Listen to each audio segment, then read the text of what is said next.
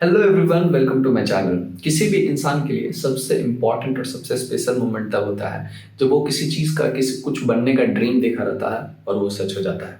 और अगर वो ड्रीम आर्मी बनने का हो या आर्मी में जाने का हो, वो सच हो जाए तो उसकी तो बात ही कुछ और है। कहानी का शीर्षक है boot, belts and berets by Tanushree Poddar. और कहानी है एक 16 साल के लड़के की जिसने एक बार बचपन में एनडीए का ड्रिल देखने के बाद ये ख्वाब देखा था, ये ड्रीम देखा था कि आगे चल के मैं भी एनडीए ज्वाइन करूंगा। पर उसकी फैमिली इस चीज़ के अगेंस्ट थी। उसकी फैमिली कभी नहीं चाहती थी कि मेरा बेटा एनडीए में जाए।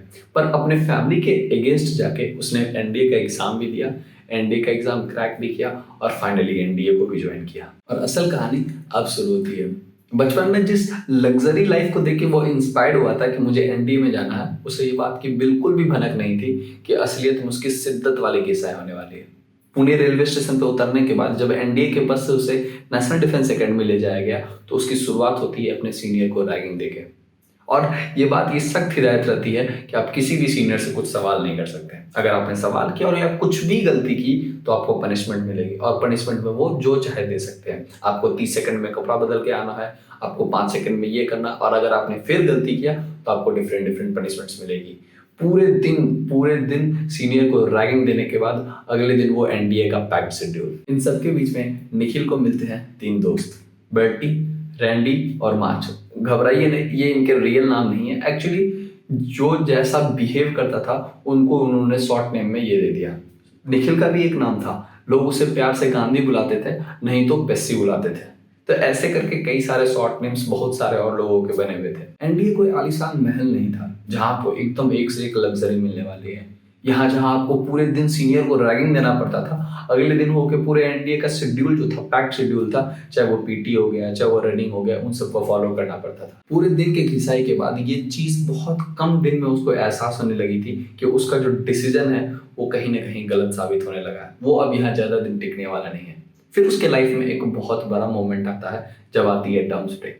टर्म्स ब्रेक में जब वो घर जाता है और अपने दोस्तों से, घर के दोस्तों से मिलता है, तब उसको बहुत अच्छा रियलाइज होता है, क्योंकि वो अब वो निखिल नहीं रहा था जो एक बहुत ही लापरवाह था। उसके अगल बगल में ऐसा कोई भी लड़का नहीं था जितना वो चीजों को जानता था, कोई और जानता था। एनडीए ने उसको स्विमिंग सिखाई थी, साइकिलिंग सिखाई थी, राफ्टिंग सिखाई थी, बॉक्सिंग सिखाई थी, ऐसी कई सारी चीजों को जिसको बाहर सीखने के लिए कई सारे पैसे खर्च करने पड़ते थे, एनडीए ने उसको वो सब कुछ दिया था। और टाइम टू टाइम उसको ये चीज रियलाइज होने लगा था कि नहीं, कुछ भी कहो, एनडीए है बहुत सॉलिड चीज। अपने फर्स्ट टर्म का वेकेशन खत्म करने के बाद जैसे ही निखिल वापस एनडीए पहुंचा, तब वो चारों लोग, वो जितने भी दोस्त थे उसके, वो फर्स्ट टर्म के स्टूडेंट नहीं थे, अब वो सेकंड टर्म के स्टूडेंट थे, और उनके पास भी अब अथॉरिटी थी कि वो फर्स्ट टर्म का रैगिंग ले सकते थे। और ऐसे ही करके इस बुक में पूरे इंटायर 3 साल को दिखाया गया है, उस 6 टर्म्स को दिखाया गया है कि कैसे एक हायरार्की बनती जाती है। फर्स्ट टर्म के साथ क्या किया जाता है, सेकंड टर्म में क्या किया जाता है, थर्ड टर्म में क्या किया जाता है, और ऐसे धीरे धीरे करके एक पूरे इंटायर जर्नी को बताया गया है।